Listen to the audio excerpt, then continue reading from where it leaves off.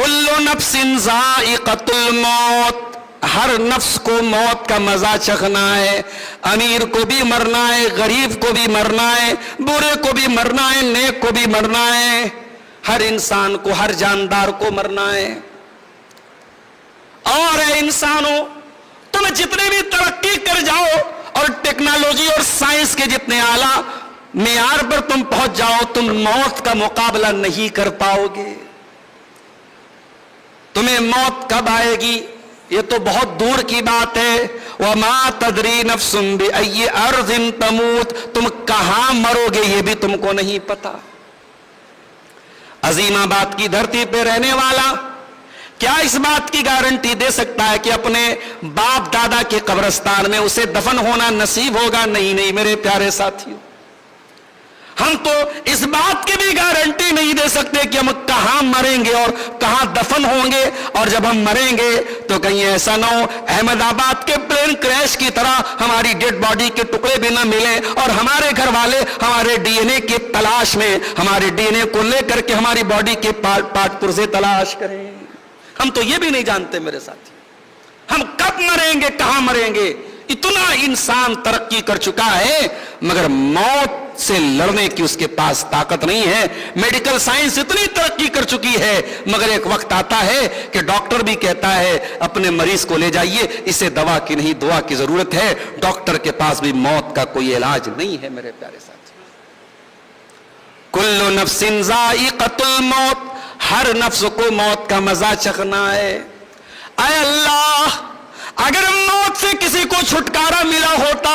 تو اے اللہ تو نے اپنے نبیوں کو موت سے بچا لیا ہوتا، اپنے رسولوں کو موت سے بچا لیا ہوتا، لیکن اللہ کے نبیوں کو بھی موت آئی، رسولوں کو بھی موت آئی۔ آدم علیہ السلام پیدا ہوئی اور موت آئی، نوح علیہ السلام پیدا ہوئے 950 سال کے بعد موت آئی، ابراہیم علیہ السلام دنیا میں آئے اور اپنی عمر گزارنے کے بعد چلے گئے، حضرت سلیمان علیہ السلام کو اللہ تعالیٰ نے اتنا بڑا بادشاہ بنایا، جنات ان کے قبضے میں تھے، ہوا پر ان کا کنٹرول تھا اور بڑے بڑے جنات بڑے بڑے محل ان کے حکم سے تعمیر کر دیا کرتے تھے۔ اتنی بڑی بادشاہت تھی حضرت سلیمان علیہ السلام کے پاس، مگر موت ان کو بھی آئی۔ اور سلیمان علیہ السلام کو موت آئی تو کیسے آئی؟ قرآن کہتا ہے سلیمان علیہ السلام لاٹھی لے کر کے کھڑے تھے